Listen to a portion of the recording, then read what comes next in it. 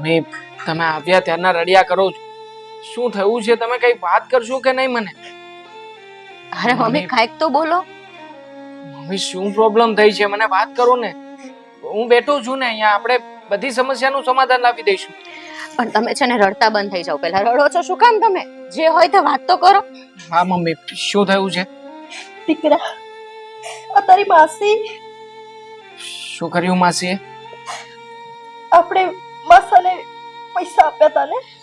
હા હા હા મેં તમને વાત કરી હતી કે હું 2-3 વાર માસાને મળી છું. હા. તો તારી માસી મારી ઉપર આરોપ લગાવી રહી છે કે હું તારા માસા સાથે. અરે હા શું વાત કરો છો? માસી માસી આટલી ગંદી વાત વિચારી કેવી રીતે શકે? હા દીકરા, આજે તો એ ના બોલવાના શબ્દો બોલીને જતી રહી. હા શું મમ્મી, છે? ખુલાસો કરવો જોઈતો હતો ને કે માસા તમને શું કામ મળી રહ્યા છે? તમે શું કામ એમને મળવા જઈ રહ્યા છો? દીકરા, મેં તારી માસીને ઘણું સમજાયું કે તું જે જોઈ રહી છે એ સાચું નથી, આંખે જોયેલું સાચું નથી હોતું. પણ એણે મારો એક શબ્દ ના સાંભળ્યો અને મારી ઉપર હાડ ચડાયો કે હું તારા માસા સાથે. મમ્મી કુલ ડાઉન મમ્મી, આમાં તમારો કઈ વાંક તો નથી ને? તો પછી તમે શું કામ ને આ બધું માથે લઈ રહ્યા છો? આપણે તો મદદ કરી છે ને, કોઈની સેવા કરી છે ને. સેવા કરી છે પણ મેં તમને પહેલા જ કીધું હતું આમાં વાંક છે ને તમારો પૂરેપૂરો છે અને હવે રડવા બેઠા. મેં તમને પહેલા કીધું હતું કે માસાને પૈસા નથી આપવાના. શું જરૂર હતી એને પૈસા અપાવડાવવાની? સીધા પૈસા આપ્યા એ બાબતે ઝઘડો નથી અહીંયા. તું છે ને બધી વાતને ઊંધી ચીંધી નાખે. જે થયું છે ને એ પ્રોબ્લેમ સોલ્વ કરવાની કોશિશ કર. પૈસા એને આપવા ગયા ત્યારે માસાને મળવું પડ્યું ને મમ્મીને. મળવા ગયા જ ના હોત તો કઈ પ્રોબ્લેમ થાત? આ તો પહેલા જેવું થયું છે કે ઘરના ઘંટી ચાટે ને પાડોશીને આંટો. તો શું કરવું? આ માસાએ કઈ કરી લીધું હોત તો? ઊંધા જતો પગલું ભર્યું હોત તો? તો હવે માસીને કોણ સમજાવશે? તમે સમજાવશો? માસીને કોણ સમજાવશે એ જ મને નથી સમજાતું. પણ માસીના મનમાં આટલો ખરાબ વિચાર આવ્યો ક્યાંથી? એ જ મને નથી સમજાતું. પોતાની સગી બહેન માટે કોઈ આવું કઈ રીતે વિચારી શકે? વિચારી શકે કે ના વિચારી શકે, પણ મને તો લાગી છે કે આ માસીના પેટમાં પણ કંઈક પાપ છે, અથવા તો કોઈ કે છે ને એમના મગજમાં આ બધા ઠૂસા ભરાવ્યા છે. નકર માસીને કેવી રીતના ખબર હતી કે મમ્મી અને પપ્પા મળી રહ્યા છે અને બધી વાતચીત કરી રહ્યા છે? એ પણ સાચી વાત છે. પણ દેવાંગ, આ વાત ઉપર આપણે ચૂપ તો ના જ રહેવું જોઈએ. કેમ કે મમ્મી ઉપર આ ઇલ્ઝામ બહુ ખોટો લાગ્યો છે. એના માટે આપણે નહીં લડીએ તો કોણ લડશે? સાચી વાત છે તારી. આમ પણ માસીએ મમ્મીનું આમ જોવા જઈએ ને તો અપમાન જ કર્યું કે. સાચી વાત છે. બધાની વચ્ચે માસીએ આવું બધું બોલ્યા તો મમ્મીની શું ઇજ્જત રહે છે? મમ્મી શું કહ્યું હશે? જો મમ્મી, તમે જરાય રડો નહીં. અમે લોકો તમારી સાથે છીએ ને. અને આમ પણ હું છે ને માસા ઘરે હશે ને ત્યારે જ જઈશ અને માસાની પાસે જ બધી મોકા કબૂલાત કરાવડાવીશ અને કેવડાવીશ કે તમે શું કામ મળતા હતા મારા મમ્મીને. બધી વાતની કબૂલાત કરો અહીં. મેં ઘણો પ્રયત્ન કર્યો દીકરા, મારી બેનને સમજાવવાનું, પણ એને મારી એક વાત ન માની. અરે એક ચરિત્રનું પ્રમાણ એક સગી બેનને આપવું પડે તો એ કઈ હદ સુધી વાત થઈ ગઈ ખબર પણ છે? સ્ત્રી થઈને સ્ત્રીની વાતને નથી સમજી રહી. અને આમ અને એના પોતાનો હસબન્ડ છે ને માસા તો એને એના ઉપર વિશ્વાસ નથી, એની સગી બેન ઉપર વિશ્વાસ નથી. કઈ પણ વિચારી લેવાનું. એટલા માટે તો હેરાન થઈ રહ્યા હોય ને માસા. આમ પણ અત્યાર સુધી માસાએ ઘણો નફો કર્યો હતો. કેમ ઘરમાંથી એક પણ રૂપિયો ના મળ્યો? કારણ કે આ માસીનો સ્વભાવ જ પહેલેથી આવો છે અને એના કારણે તે બિચારા માસા પીસાઈ રહ્યા છે. આવી રીતના શંકા કરી. હા, તું વિચાર કર ને, આમાં મમ્મીએ શું સમજવાનું રહ્યું છે? પોતાની બેનને જાતિ કરવી કે પછી બનાવીને? જો મમ્મી, તમે જરાય ચિંતા ના કરો અને રડવાનું બંધ કરી દો, ઠીક છે? અને અમને તમે વાત કરી દીધી ને એટલે બસ જે હશે એ દેવાંગ જોઈ લેશે. મમ્મી, હું હમણાં જ જાઉં છું ને. તમે શું કામ ચિંતા કરો છો? અને આમ પણ ત્યાં જઈશ ને એટલે દૂધનું દૂધ અને પાણીનું પાણી કરીને આપીશ. પણ મમ્મી, હું જાવે પેલા પ્લીઝ તમે રડવાનું બંધ કરો ને. આવી રીતના રડોયા કરવાથી આમાં કઈ ઉકેલ નહીં આવે. તમે કહો, જો રડવાથી આનું સમાધાન આવતું હોય તો હું પણ રડું અને સીધા પણ રડવા લાગે. બોલો. ના ના મમ્મી હમણાં શાંત થઈ જશે. મમ્મી બી સ્ટ્રોંગ. દેવાંગ જશે હમણાં. અને એવું લાગે તો આપણે બંને જઈએ અત્યારે સાથે. નહીં, ત્યાં તારું કઈ કામ નથી. હા, જોયું નહીં? મમ્મી એકલા ગયા હતા તો શું થયું? એમના ઉપર તો કીચડ ઉછળ્યું જ છે. હું નથી ઈચ્છતો કે કાલે ઉઠીને કોઈ એમ પણ કહે કે આપણે બંને જણા ત્યાં લડવા ઝઘડવા માટે ગયા હતા. કારણ કે જે લોકોને પોઈન્ટ બનાવવા છે એ લોકો આવી જ બધી વાતો કરશે. જો મમ્મી, હું ત્યાં જઈને જે કંઈ પણ કહીને આવું ને એ માન્ય રાખવું પડશે. આખરે સંબંધ સુધરે તો સુધરે, બાકી બગડતો હોય તો ભલે બગડી જતો. મને કઈ ફેર નથી પડવાનો. બાકી આ શું, મમ્મીને મન ફાવે તે કહી દેવાનું એટલે? સાચી વાત છે. એમ પણ આવા સંબંધની શું જરૂર છે આપણે મમ્મી કે જે તમારા ચરિત્ર ઉપર આંગળી ઉઠાડે? એના કરતા બેટર છે કે આપણે આવા સંબંધોથી દૂર જ સારા. ધરમ કરવા ગયા ને દાળ પડી એવું થયું છે. હમણાં તે લોકોને જોઈ લઉં છું. હા, તું મમ્મીનું ધ્યાન રાખ. ઠીક છે, સંભાળીને જજો. હા.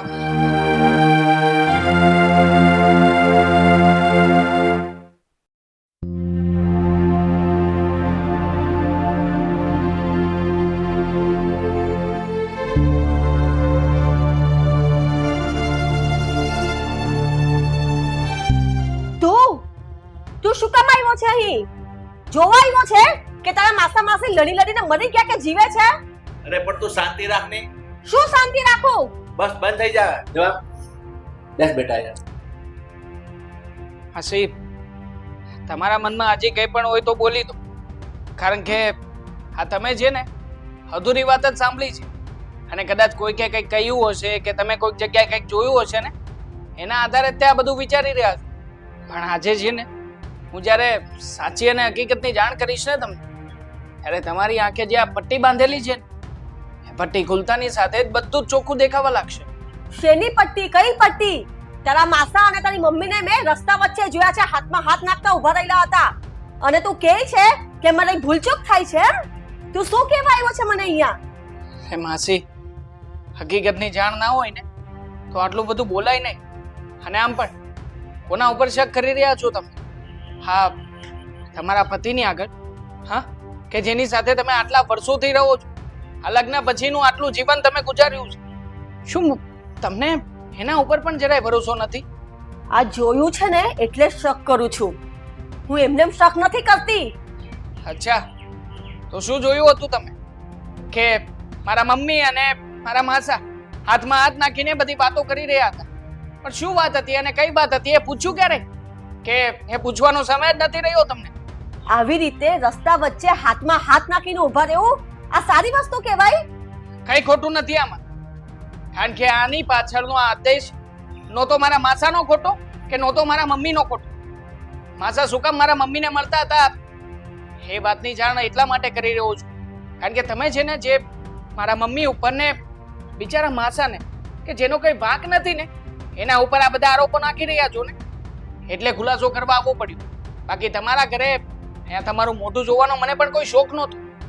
અમારા માસા એટલા માટે મારા મમ્મીને મળતા હતા કારણ કે છેલ્લા ઘણા સમયથી માસાને ધંધામાં ખોટ જઈ રહી છે. હા, તમને લોકોને આ વાતની જાણ નથી થવા દીધી.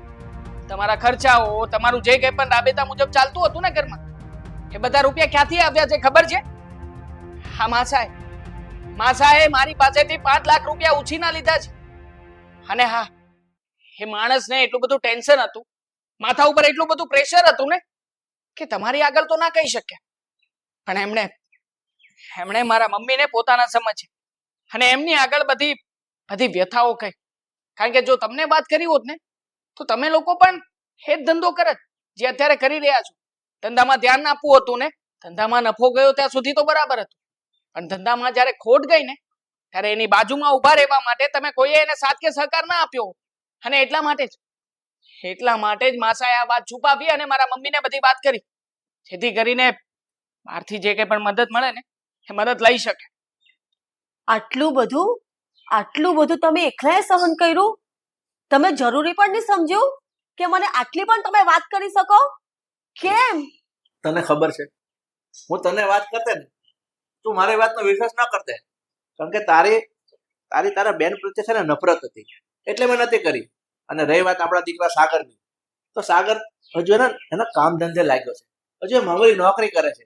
એને ટેન્શન આપું ને તો એનું ધ્યાન પણ કામમાં ના લાગે અને 5-50 રૂપિયા ઘરમાં આવતા હતા ને એ પણ અટકી જાય. એટલે મેં કોઈને નતું કહ્યું. હસી, હા, માસા તો કોઈને વાત ના કરી શકે, પણ સૌથી મોટી ભૂલ તો તમારી હતી. અરે, પત્ની થઈને તમે તમારા પતિની વ્યથા ના સમજી શક્યા. અરે, પતિ કામે જાય છે, શું કરે છે, એના મગજમાં શું ચાલી રહ્યું છે, શું નથી ચાલતું, આ બધી જવાબદારીઓ એક પત્નીની બને છે. કે એને ઘરે આવે ને તો શાંતિથી બેસાડીને પૂછે, પણ નહીં, તમે ક્યારે આટલું મહત્વ આપ્યું જ નથી માસાને. તો પછી કેવી રીતે આ સવાલ પૂછવાના હકદાર તમે કેવી રીતે બન્યા છો? માસી કોઈ કોઈ વાત જણાવે કે પછી હા આપણને જે આંખે દેખાઈ જાય ને એ બધું સત્ય નથી હોતું. હા ક્યારેક જો હા હા સમજ્યા વગર કંઈક નિર્ણય લઈએ ને તો આવું થતું હોય છે ઘરમાં. ખરી વાત છે. અને તને મગજમાં એક જ સવાલ છે ને કે મેં દીપ્તિને હાથ પકડ્યા હતા.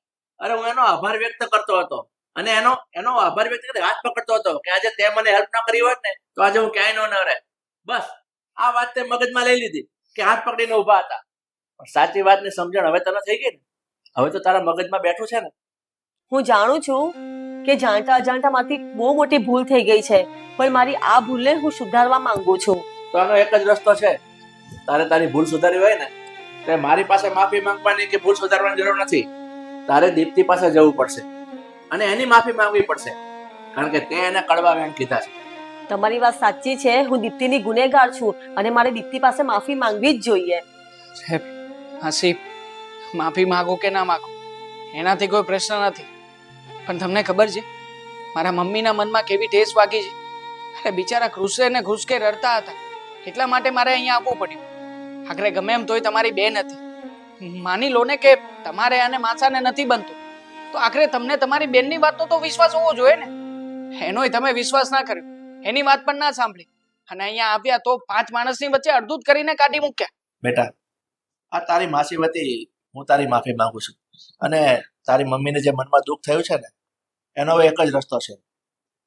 તું દીપ્તિના ઘરે જા અને એની માફી માંગી લે અને એને શાંત કર અને એને સાચી વાત સમજાવ એટલે એ શાંત પડે. ના ના, તમારી વાત સાચી છે. હું દીપ્તિને જરૂરથી મનાવીશ, કારણ કે હું અહંકારમાં આવી ગઈ હતી. મને સાચા ખોટાનું કઈ ભાન જ નહીં હતું. દીકરા, હું સજાને પાત્ર છું. હું દીપ્તિની સાચા દિલથી માફી માંગવા માંગુ છું. હા બેટા, હવે તું તારા ઘરે જા, એના બેનને મળી લેશે અને ત્યાં ખુલાસો કર્યો ને એ બહુ સારી વાત કરી બેટા. નહીં તો આને તમારું મગજ પૂરું કરી દીધું હતું. સોરી. ક્યાં છે મારી બેન દીપ્તિ? મારે અત્યારે જ એને મળવું પડશે. મારાથી બહુ મોટી ભૂલ થઈ ગઈ છે. હવે હું 5 મિનિટ પણ અહીંયા બેસવા નથી માંગતી. મારે મારી બેન પાસે જવું છે. ક્યાં છે મારી બેન દીપ્તિ? સાંભળ, દીપ્તિ તો એના ઘરે જ છે, પણ તારે એકલી નથી જવાનું. આ મીરાઓ છે ને, મીરાઓને સાથે લેતી જા, કારણ કે આ જે કઈ બન્યું છે ને એનો પૂરેપૂરો વાંક મીરાનો છે. એટલે મીરાને પણ માફી માંગવી પડશે, સમજી ગઈ? એટલે તું જા, મીરાને લઈને એના ઘરે જા.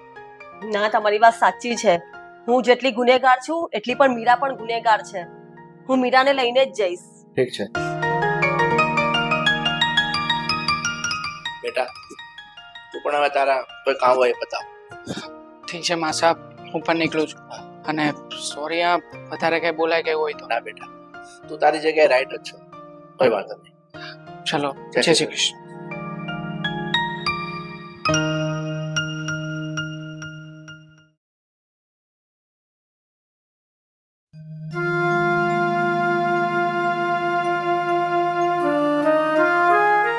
તમે લોકો હવે કઈ બાકી રહ્યું છે સંભળાવવામાં? તો પાછા સંભળાવવા આવી ગયા તમે લોકો.